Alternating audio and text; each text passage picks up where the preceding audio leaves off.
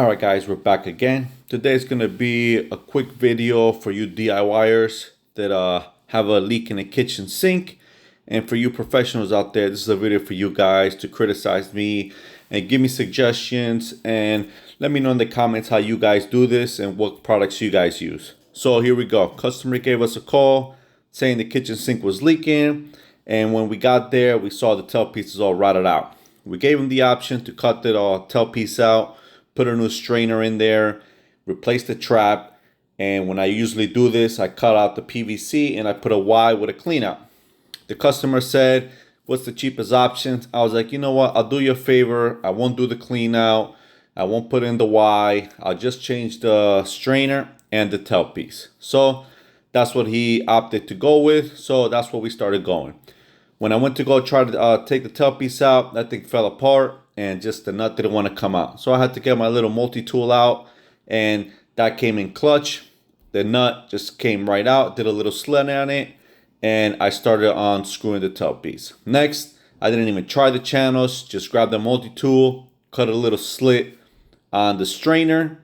That way I could pop the nut out and start removing the strainer. It was giving me a little trouble, didn't want to come out, but a little finagling with a flat screwdriver, cut open up that nut, and it started dripping out. I'm like, wow, this basket is collecting a lot of water. It's been probably leaking for a while, the strainer itself.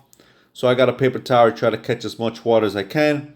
Took the nut out, and the minute the nut came out, I slapped the basket off, and it just started pouring out. It was just stinky water. You know how that kitchen grease smells. It's just disgusting. So whatever.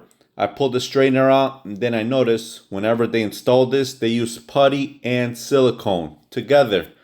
Why? Don't ask me why they did this, but that's what they did. So here now I gotta go spend 20 minutes just cleaning the sink out, taking the putty out, taking the silicone out. That way everything sits smooth with the new stuff. Let me know in the comments what you guys use. Do you guys like putty? Do you guys like clear silicone? I use, in this case, putty. Majority of the time, that's when I use for my strainers.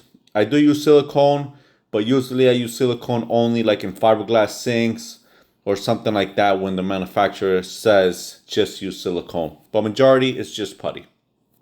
So I'm still cleaning. My guy up there trying to take all that silicone out with, he's using alcohol like we usually do. And he has an emery cloth to try to clean the area where the strainer goes. So I'm in the bottom. I still have silicone, some hard putty stuck onto the sink. So I have to clean all that out. Let me know in the comments also, guys. Do you guys go to this extent 100% cleaning everything?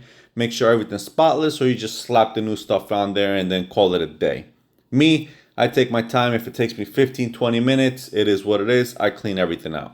So he cleaned. We're all good to go. I slapped the new strainer on with the putty. Once the way I do it, I slap the strainer on there. I push down as smooth as I can, as hard as I can. I clean the excess putty out on the bottom of the sink, and I start tightening up the strainer. I like using basket strainers. So, you know, that's the way I like it. I like the small nut. I don't like that big nut to tighten up the strainers. So that's why I use basket strainers. So I also use brass tailpieces. A lot of guys like using the PVC tailpieces. I like brass. I'm not sure why. They do tend to last a little shorter than the PVC, but I don't see a big difference. The PVC does leak also. So I stick with the brass when I do the kitchen sinks, dishwasher tailpieces. If it's no dishwasher, I use a PVC flat top, and I go directly into the trap. So again, I got more cleaning to do. Whoever put this in, like I said in the beginning, use putty and silicone on the trap. Don't ask me why they use putty on the nut. There's no need for that. There's no need for it. Absolutely no need for silicone or putty on the nut. A little pipe dope just to lubricate the threads. That's all you need. Like you'll see me applying here. A little bit of pipe dope. Some guys use a Real Tough. I use Real Tough also for my PVC joints, but Pro Dope is my go-to. So that's what I'm doing. I put some Pro Dope on the threads, tying up that nut. start tightening up all the nuts, make sure everything's nice and tight, and go from there. Once I tighten up the trap, then I go up there and I tighten up the tailpiece to the strainer, because I gotta make sure the dishwasher tailpiece is in the right direction. Also, when you guys are connecting for you DIYers, when you guys connecting the dishwasher, make sure you have that loop for the dishwasher, because if you don't have that loop, you could create problems on the dishwasher. So make sure it loops up to the countertop, touching beneath the countertop. It's like a little air gap you'll have for the dishwasher. Tighten up that hose clamp and you're good to go. Let me know in the comments what kind of components you guys use, professionals out there. If you would have done something different. But this is the way I usually do a quick strainer and tailpiece. If you live in North Jersey, need some plumber work done, residential or commercial, let us know. We'll take care of you. See you on the next one. See ya.